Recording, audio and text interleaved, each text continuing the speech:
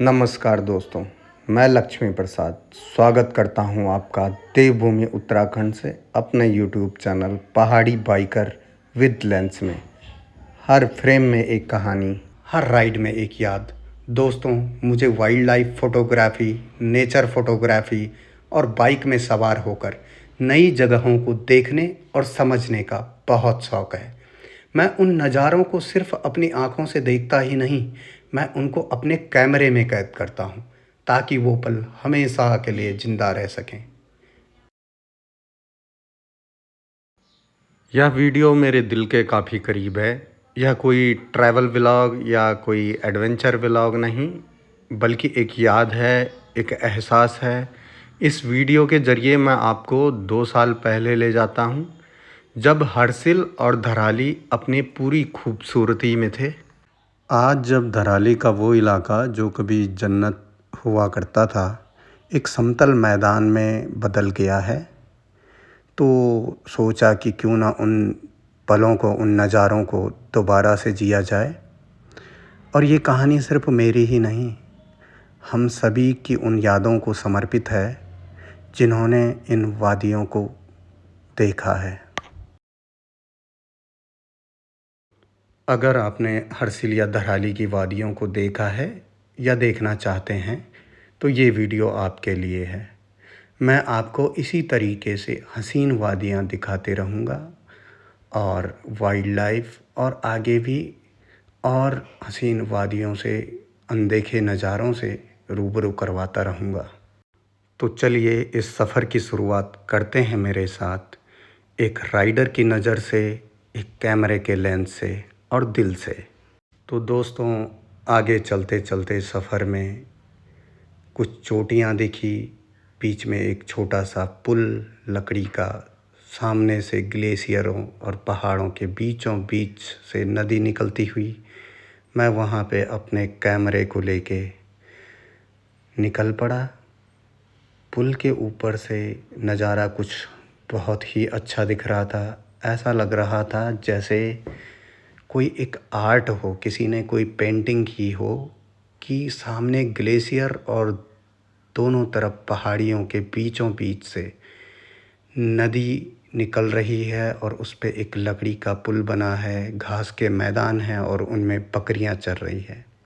ये किसी जन्नत से कम एहसास नहीं था।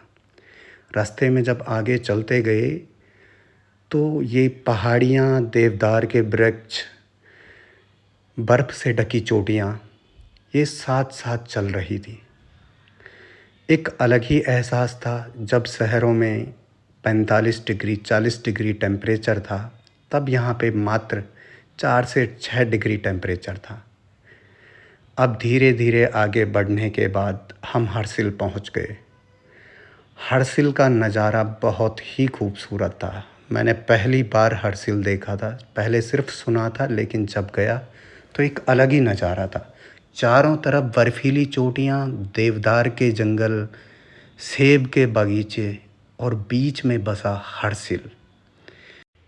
इस जगह को देखकर दिल और दिमाग को अलग ही सुकून मिल रहा था। ये प्यारा सा एक पुल जो कि नदी के आर पार जाने के लिए नीचे से बह रही, ये एकदम ग्रीन कलर की नदी, जो कि एक लग रहा है कि इसमें बहुत ही स्वच्छ पानी है।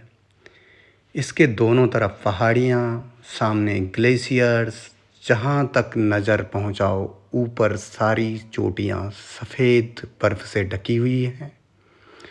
ये खूबसूरत नज़ारा वाकई में मन को मोह लेने वाला है। और यहाँ पे शायद उद्यान विभाग का भी कुछ है, नहीं पता कि क्या क्या चीज़ें वहाँ पे हैं, क्योंकि इतना समय मुझे नहीं मिला, लेकिन ज़रूर अभी जाऊँगा अगली बार। और हर्षिल में ही सेब के बगीचों के बीचों बीच बना हुआ एक लग्ज़री होटल है और यह बहुत ही खूबसूरत है। यह समय सेब के फूलों का था, जब फूल खिले हुए थे सेब के पेड़ों पे। और अलग ही ये जो है मन को भा रहा था ये दृश्य। मतलब जितना देखो उतना कम। ये चोटियाँ चमक रही थी सफ़ेद बर्फ़ से, और पेड़ों में ये सुंदर छोटे छोटे फूल खिले थे। अगले दिन हम गए मुखवा की तरफ। मुखवा जहाँ माँ गंगा की डोली रहती है। शीतकालीन सत्र में जब कपाट बंद हो जाते हैं तो मुखवा में, गांव में, मुखवा एक गांव है जहाँ पे माँ गंगा की डोली रहती है। तो कपाट खुले नहीं थे तो हम चले गए मुखवा माँ गंगा के दर्शन करने। अब ये हरसिल में जब हम आते हैं तो राइट साइड में धराली है और लेफ़्ट साइड में मुखवा है। जहाँ से आपने सुना होगा कि एक या देखा होगा जो एक वीडियो बनाई गई थी आपदा के टाइम पे, तो यहाँ से कुछ लोग वीडियो बना के चिल्ला रहे थे। तो जहाँ से चिल्ला रहे थे, जहाँ से चिल्लाने की आवाज़ आ रही थी वो मुखवा है। और राइट साइड में जो सामने दिख रहा था जहाँ पे आपदा आई, जो कि एक सपाट मैदान सा बन गया है अब, वो धराली मार्केट था। तो अभी हम मुखवा की तरफ जा रहे हैं। यहाँ पे भी वही खूबसूरत नज़ारे। ये घाटी ही खूबसूरत है। यहाँ का पहाड़, पत्थर, पानी, हवा, इनमें एक अलग ही बात है। खूबसूरत सा ये नज़ारा देखने को मिल रहा था। और ये सामने जो चोटियाँ दिख रही हैं, ये बहुत ऊंची ऊंची चोटियाँ हैं और बर्फ़ से ढकी हुई है। ये संकरा मार्ग जो है मुखवा की तरफ जा रहा है। तो इस मार्ग पे चलते चलते हमने इन वादियों का आनंद लिया। एक अपने आप में एक अलग एहसास था। अगर आप यहाँ पे देखें तो सामने देखो क्या चोटियाँ दिख रही हैं जो कि बर्फ़ से ढकी हैं। और जितने आगे आप जाओगे तो पेड़ पौधे उतने कम होते जाते हैं, चट्टानें ज़्यादा दिखती हैं और बर्फ़ से ढकी हुई चोटियाँ वो भी दिखाई पड़ती है। ये जो सामने आप इलाका देख रहे हैं वो धराली का इलाका है। धराली जो मार्केट है वो उससे नीचे है, वो भी आपको इस वीडियो में अभी दिखेगा। वो सामने सारे सेब के बगीचे हैं। ये मुखवा गांव है। आप यहाँ का नज़ारा देख लीजिए कितना खूबसूरत है। वीडियो से ज़्यादा आप जब खुद जाएंगे तो आपको एहसास होगा कि वाह क्या जन्नत है। तो अब हम गए मंदिर के दर्शन करने, और अब हम मंदिर में माता के दर्शन करने के लिए चले जाते हैं। यहाँ पे हमें पंडित जी मिलते हैं और वो हमें इस मंदिर के बारे में कुछ चीज़ें बताते हैं। इसको व्लॉग में तब्दील करने का कोई इरादा नहीं था, लेकिन जब ये आपदा आई तो सोचा कि क्यों ना चलो इसका एक व्लॉग सा एक वीडियो जोड़कर बनाया जाए ताकि लोग इन यादों को देखें। तो इसलिए डिटेल में ये वीडियो नहीं बनाया गया था, लेकिन फिर भी जितना बना है उतना आपको दिखा लेते हैं। एक परिक्रमा कर देना है। हमने मंदिर की एक परिक्रमा की, और उसके बाद परिक्रमा करने के बाद इस खूबसूरत मंदिर को देखा कि ये किस तरीके से बना हुआ है और इसके आसपास जो घर थे वो किस तरीके की शैली के बने हुए हैं। ये वाकई में काफ़ी खूबसूरत मंदिर है जिस पे पत्थर लगा हुआ है और सामने कुछ बर्फीली चोटियां हैं। इसके ठीक सामने धराली है, जो आपने सुना होगा लोग जो चिल्ला रहे थे सामने धराली के लोगों को कि भागो भागो, क्योंकि ऊपर से बादल फट के आ रहा था। तो यहीं से वो लोग चिल्ला रहे थे और वो जो सामने घाटी दिख रही है वो उसमें बादल फट के आया था। उसके नीचे धराली है, वो धराली क्षेत्र है। अब यहाँ से एक तो दूरी काफ़ी है, बीच में नदी है और ऊपर से जब बादल फट के आया होगा तो उसकी अपनी अलग आवाज़ होती है, क्योंकि वो पत्थर, मिट्टी, पानी सब लेके आता है अपने साथ। तो शायद लोगों ने नहीं सुना होगा। ये जो है इस पे इस तरीके की कारीगरी हो रखी है। ये पूरा लकड़ी का बना हुआ है। बहुत ही सुंदर कलाकृतियाँ हैं और सफ़ेद बर्फ़ की चोटियों के बीच ये खूबसूरत सा गांव मुखुआ और माँ गंगा का ये मंदिर। यहाँ पे हमने देखा कि जो और घर भी बने हुए हैं, इन घरों में पत्थर की चिनाई के साथ साथ बीच में ये लकड़ी के ब्लॉक्स डाले थे। ये इस प्रकार के घर कुछ जौनसार, हिमाचल, वहाँ पे भी बनाए जाते हैं। ये सामने धराली गांव दिख रहा है, जो कि अब समतल मैदान सा हो चुका है। वो ऊपर से उससे उसमें बादल फट के आया था नदी में, एक सूखी नदी में, और वो पूरा गांव और बाज़ार समतल मैदान सा बन गया। हम ईश्वर से कामना करते हैं कि वहाँ पे दोबारा से खुशियाँ लौटें, लोग सही से अपना जीवन यापन कर पाएँ। ये घाटी इतनी सुंदर घाटी है जहाँ पे व्यापार के लिए सेब बहुत अच्छा होता है और रहने के लिए तो ये जन्नत है ही, इसमें कोई दो राय नहीं। इस खूबसूरती की वजह से यहाँ पे जो टूरिस्ट हैं वो भी बहुत ज़्यादा आते हैं। और आगे ही इस पे गंगोत्री धाम भी है, तो टूरिज़्म का यहाँ पे काफ़ी ज़्यादा है। तो लोगों के होटल्स भी हैं, लोगों के अपने घर भी हैं। लोग यहाँ पे सेब के बगीचे भी हैं लोगों के, और यहाँ पे राजमा की खेती भी होती है। राजमा यहाँ की बहुत प्रसिद्ध है, हरसिल की राजमा।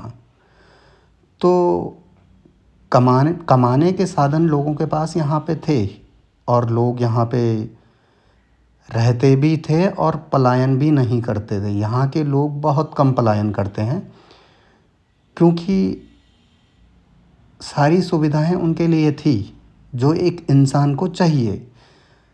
अब अगर आपको व्यापार और सुकून दोनों मिल रहा है, शुद्ध हवा मिल रही है, शुद्ध पानी मिल रहा है, तो और क्या चाहिए। इसी वजह से लोग यहाँ से कम पलायन करते थे और धराली में भी काफ़ी सारे लोग रहते थे। अब प्रकृति की मार की वजह से लोगों को ये दुख मिला है, लेकिन भगवान से कामना है कि दोबारा से लोग अच्छे से यहाँ पे अपना जीवन जिएं और इस देवभूमि में दोबारा ऐसी आपदाएं ना आएं जिनसे लोगों का नुकसान हो। आप यहाँ पे आएं, यहाँ पर पॉल्यूशन ना फैलाएं, इस प्रकृति की कदर करें। अब हम जा रहे हैं धराली की तरफ। तो ये धराली वाला रूट है। पहले हम मुखुआ में थे, तो उसके सामने की तरफ धराली है। तो हम धराली वाले रूट पे गंगोत्री की तरफ जा रहे थे उस टाइम पे।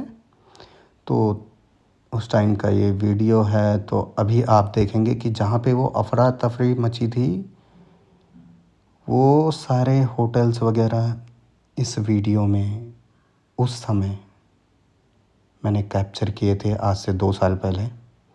तो ये वो मार्केट है, धराली मार्केट, और इसके ऊपर से वो जो घाटी दिख रही है वहाँ से बादल फट के आया था। यहाँ पे ये मार्केट शुरू हो गया है धराली का। काफ़ी बड़े बड़े होटल्स यहाँ पे थे।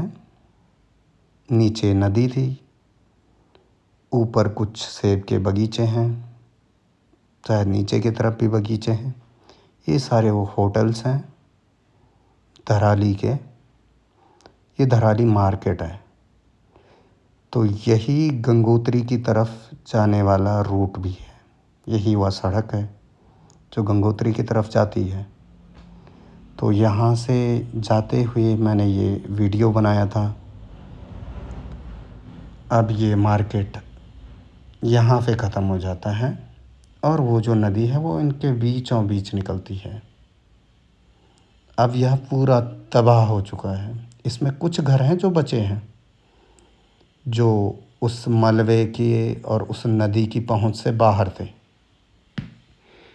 तो आगे बढ़ते हुए भी यहाँ पे खूबसूरत नज़ारे ही दिख रहे थे। खूबसूरत नदी, पहाड़, बर्फीली चोटियाँ। ये देखो, ये पूरा ब्लॉक हो गया था जब आपदा आई।